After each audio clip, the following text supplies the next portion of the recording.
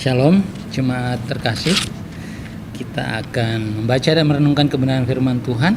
Sebelumnya kita berdoa. Bapa di surga, terima kasih untuk kesempatan ini. Tolong ketika kami membaca dan merenungkan kebenaran firman-Mu, Roh Kudus memberi kami hikmat, bahkan lebih dari itu menolong kami bukan untuk memahaminya saja, tetapi juga menjadi pelaku dari kebenaran firman-Mu. Dalam Kristus Yesus kami mohonkan ini. Amin. Jemaat terkasih, saya akan berbicara tentang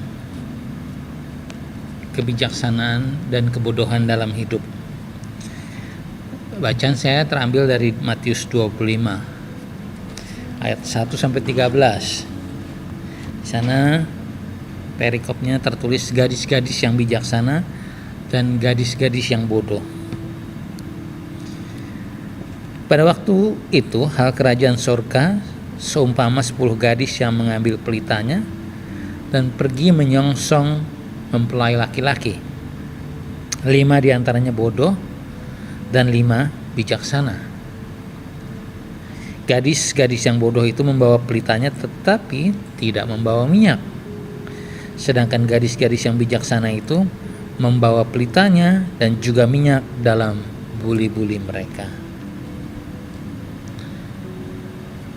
Yang dikategorikan sebagai orang bodoh adalah jika gereja atau orang Kristen seperti gadis-gadis penyambut mempelai laki-laki dalam kisah ini, yang percaya pada kedatangan Yesus yang kedua kali tapi tidak menyiapkan diri secara sungguh-sungguh. Kristus pasti datang lagi pada waktunya tentu saja. Dan kita atau gereja tergolong bodoh jika menantikan kedatangan mempelai, kedatangan Kristus yang kedua kali dengan pelita tanpa persediaan minyak. Banyak yang menafsirkan minyak sebagai Roh Kudus. Daud menulis, firman-Mu itu pelita bagi kakiku dan terang bagi jalanku. Itu tertulis dalam Mazmur 119 ayat 105. Ada firman yang akan menerangi jalan kita, yang akan menuntun setiap langkah kita. Namun tanpa kuasa dan hikmat Roh Kudus, pelita itu tidak akan berfungsi atau tidak akan bermanfaat, tidak akan dapat menerangi jalan hidup kita. Karena ketika membaca firman Tuhan, ada kecenderungan kita hanya mau membaca apa yang mau kita baca. Kita memahami firman Tuhan sebagaimana kita ingin memahaminya, dan akhirnya kita tersesat. Kehabisan minyak itu dapat diartikan sebagai tidak mengizinkan Roh Kudus memimpin seluruh aspek hidup kita. Seperti para gadis yang bodoh ini. Banyak orang Kristen yang merasa pintar dengan hidup menuruti rasionya. Mereka berpikir tidak perlu terus-menerus mengandalkan Roh Kudus dalam menjalani kehidupan ini, atau dalam memahami pesan firman Tuhan. Penantian mereka, artinya hidup kekristenan mereka, akhirnya berakhir tragis. Mereka tidak diizinkan masuk ke dalam sukacita surgawi. Kita selalu berpikir, seandainya masih ada waktu. Ini juga sebuah perhatian yang harus kita perhatikan dengan baik. Seringkali tipuan si jahat bukanlah tentang membuat kita tidak percaya akan kedatangan Yesus yang kedua kali. Dia mungkin tidak mengganggu di sana.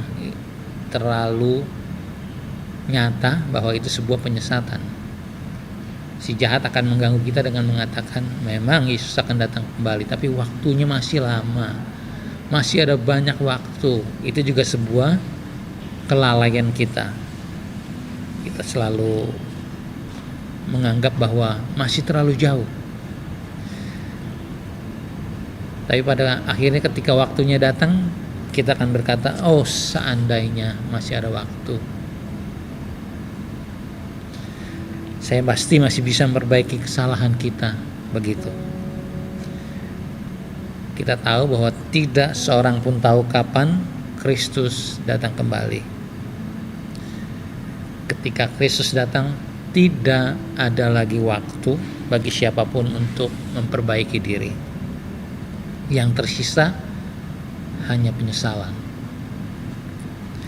Karena itu berjaga-jagalah terus menerus, continuously, dan terangi hidup dengan kebenaran sejati, yaitu firman Tuhan, dalam tuntunan Roh Kudus.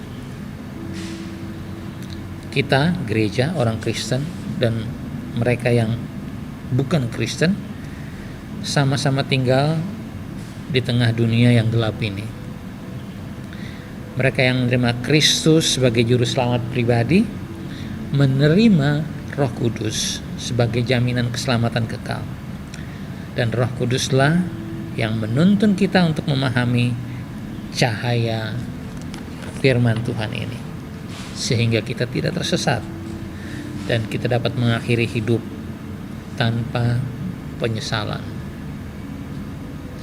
Dan kita sebaiknya tidak membagi persediaan minyak sebagaimana diceritakan oleh garis-garis dalam Alkitab mengenai garis-garis yang bijaksana. Saya menafsirkannya, kebenaran orang percaya dan kebenaran orang dunia tidak dapat dikompromikan, tidak dapat di-share, dibagi. Tidak dapat dicarikan jalan tengah yang memuaskan kedua belah pihak. Kebenaran seperti itu tidak akan cukup untuk membawa kita masuk ke dalam kerajaan surga. Kebenaran yang kita terima harus kita rawat. Kebenaran sejati itu harus kita pelihara tanpa kompromi, sekalipun akan berbenturan dengan orang-orang terdekat. Jadilah bijaksana, Kristus pasti datang, berjaga-jagalah. Tuhan Yesus memberkati. Kita berdoa. Bapa di surga, kebenaran firman-Mu mengingatkan kami harus bijaksana. Kami harus menyiapkan pelita dan juga minyak ketika kami menunggu kedatangan Engkau yang kedua kali. Dan kami diingatkan untuk tidak berpikir masih panjang waktunya. Itu bisa terjadi setiap saat.